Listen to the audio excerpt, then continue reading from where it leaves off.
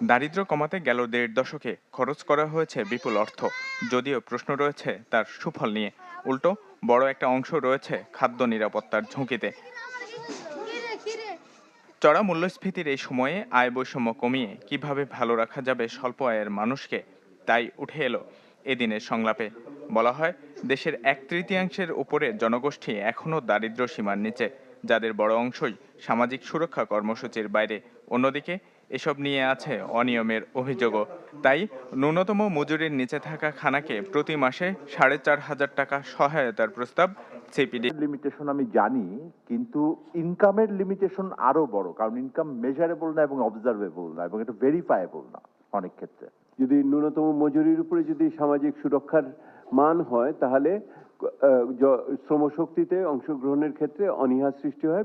অন্যান্য দেশে এটা দেখা গেছে। আমরা যখন নাকি এই অর্থায়নটা করি, আমরা তাদেরকেই করি যাদের নাকি প্রান্তিক যে ভোগ প্রবণতা এটা অনেক বেশি, marginal propensity to consume. Problems of both exclusion and inclusion became major factors in the way this was delivered, because essentially all forms of public expenditure, but particularly welfare oriented. সংলাপে সরকারি কর্মসূচি বাস্তবায়নের সীমাবদ্ধতা ও অদক্ষতার বিষয়ও তুলে ধরেন বক্তারা। বলা হয়, স্বজনপ্রীতি ও দুর্নীতির কারণে একই ব্যক্তি পাচ্ছেন একাধিক সুবিধা, বিপরীতে বঞ্চিত হচ্ছেন অনেকে।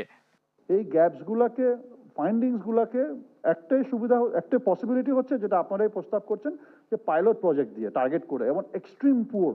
মিনিমাম ওয়েজ যদি আমরা ধরি যে বাজার এর সাথে তাল মিলিয়ে একটা আমরা মিনিমাম ওয়েজ তৈরি করতে পারবো। আমাদের ইউনিভার্সাল হেলথ কেয়ার, এডুকেশন সাথে সমন্বয় এটা করা যেতে পারে।